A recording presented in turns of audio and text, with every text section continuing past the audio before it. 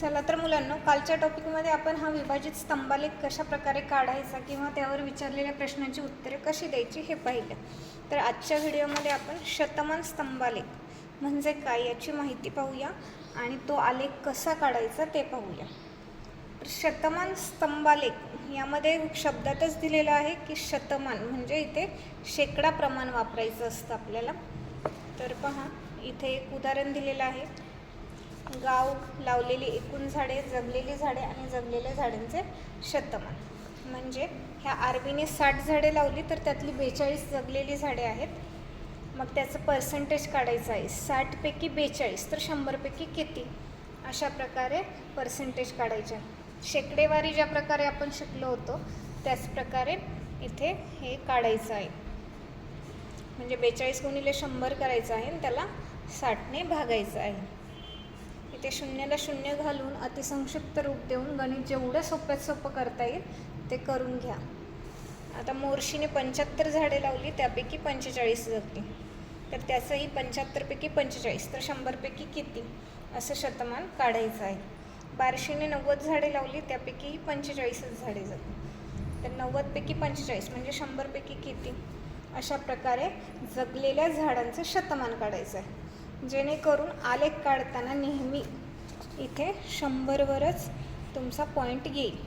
आता आरबीने झाडे लावली किती होती, 60 42 हे डोक्यात ठेवायचं नाही. ह्याचं जे पर्सेंटेज आलेलं आहे आपले 70, त्या 70ला इथे ब्ल्यू कलरने रंगवलेलं आहे.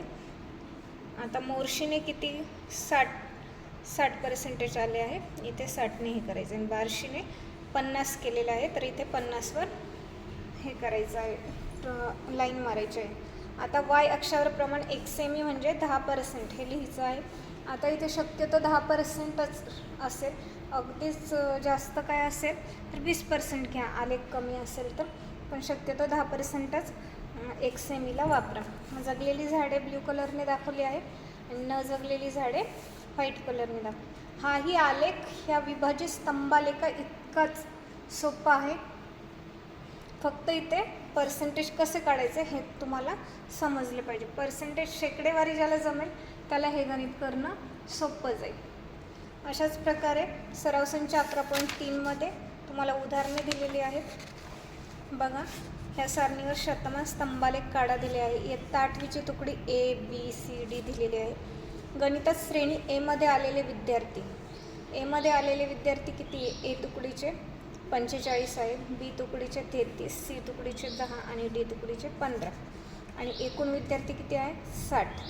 इथे 55, 40 आणि 75. आता इथे शतमान कसं काढायचं, 60 पैकी 45 विद्यार्थी ए श्रेणीमध्ये आलेले आहेत, तर 100 पैकी किती, म्हणजेच 45 भागिले 60 गुणिले 100 ही क्रिया करून ह्याची शेकडेवारी काढायची आहे आणि त्यावर आधारित आलेख काढायचा आहे. आता पुढच्या पेजवर बघा, प्रश्न आहे. पुढील स्तंभालेखाचे निरीक्षण करून प्रश्नांची उत्तरे लिहा. इथे फक्त प्रश्न दिलेले आहेत, त्याची उत्तरे लिहायची आहे. आणि तिसऱ्या यामध्येही स्तंभालेखावर दाखवा असा प्रश्न आहे.